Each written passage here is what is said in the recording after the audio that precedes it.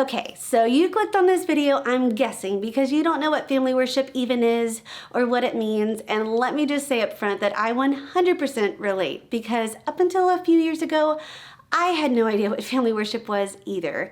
My husband and I both grew up in and around the church, but family worship just wasn't something that we experienced growing up. And it wasn't even really something that we'd heard talked about until after we already had kids. But as we've started initiating family worship in our own homes, we have come to love it so much. We're so passionate about it, and I love talking about family worship. So I am so glad that you joined me today. I'm gonna go grab a cup of coffee. Why don't you grab a cup of coffee or something warm that makes your heart happy, and we'll have a chat.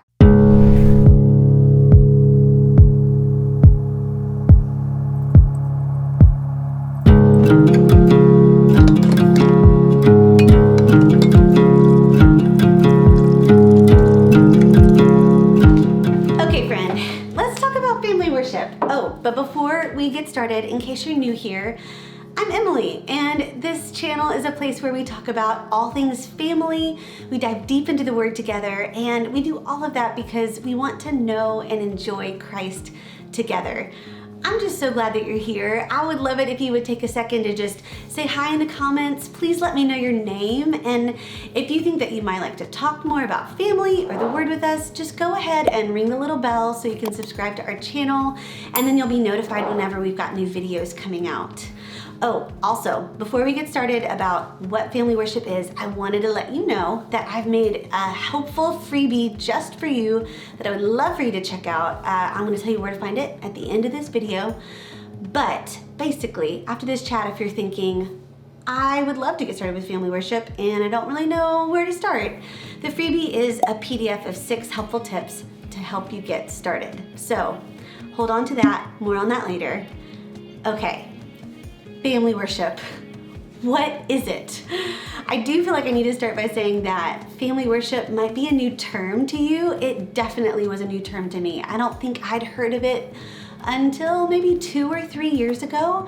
But family worship is not a new thing. It is not a new concept, and it's not even that complicated. It's not some new hip thing that super Christian families are trying out. It's actually really basic, and it's something that used to be normal in Christian homes, and it's something that we even see modeled by families throughout the whole Bible. Family worship is reading the Word, praying, and singing songs of praise to God with your family in your home.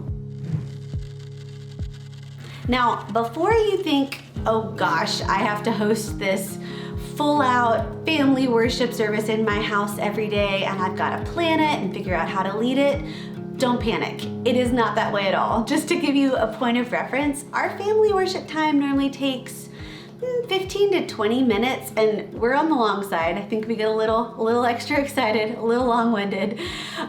But we have family worship right here, usually at the kitchen table during breakfast. We're a homeschool family, so we love getting our day started with family worship, and it's just a time where we're already all together, and we kick off our day that way.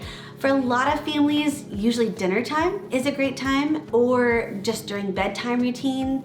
You really just need to do whatever's gonna work best for your family, a place where you already gather and you can just bake it in to a time where you're already enjoying togetherness to begin with.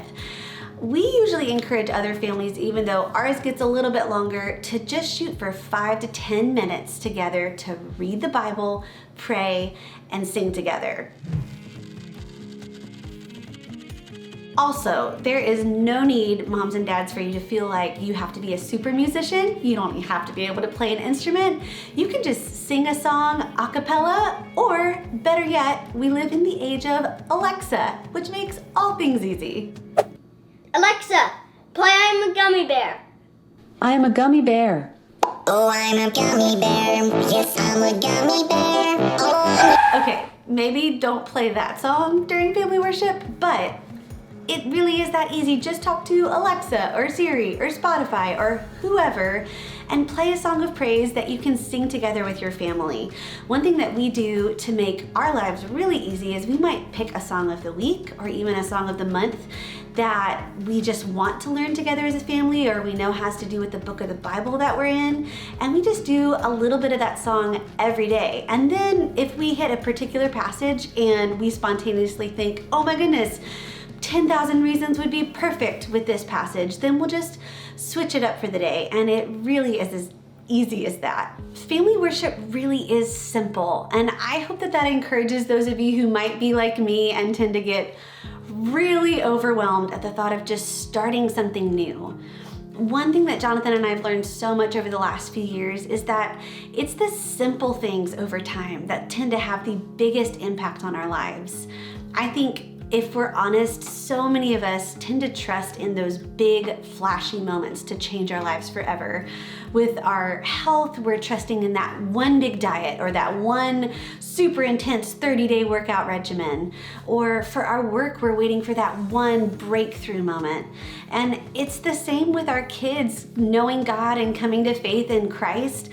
I think we tend to just, as parents, wait for that one big faithful conversation about God to come up one day, or for them to go off to youth camp and for things to just click and then they'll be changed forever. And it's not that these things are even bad things. Dieting's not a bad thing.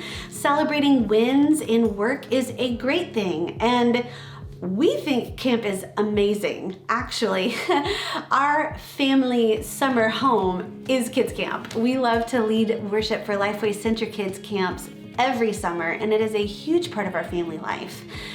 The truth is just that these big flashy moments are helpful. It's just that in the long run, they're not as effective as simple everyday habits. And that's just what family worship is. It's a simple habit. It's a daily part of our family culture that adds up over time and ends up having a profound impact on every member of our family. Family worship really is just learning how to worship God with our families. It's about making it normal to seek God and enjoy Him together in our homes. And it's about making it normal to have conversations of faith with our family in our homes.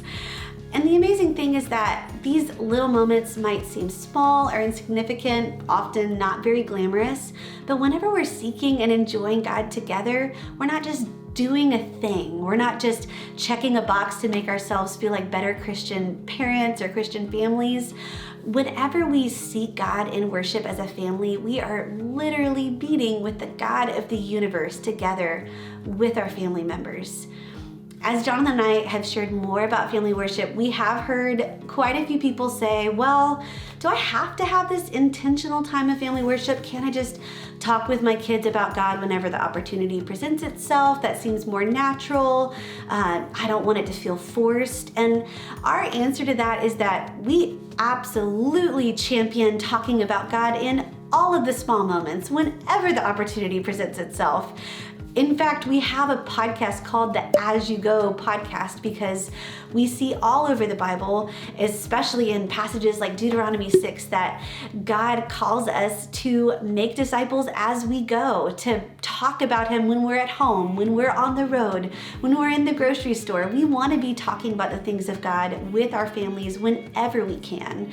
And these times of intentional family worship don't at all replace those moments. And I would say in our family, we have totally seen that we have way more of these conversations since we started having intentional time of family worship. And I think that's because we're getting used to talking about God and looking for Him together as a family. And when we're in the Word together somewhat daily, then it's just a lot more natural and easy for things to come up as we're driving down the street and see something beautiful or something reminds us of the verse that we're memorizing together. We're finding that the more that we prioritize family worship, the more that we're having these beautiful, spontaneous conversations of faith with our kids. And so really, truly, one of the biggest goals of family worship is just to make it normal to have conversations of faith with our families. We're gonna talk a lot more about that in future videos, but for now, I would love to hear from you, and I've got that freebie for you, so stay tuned for that.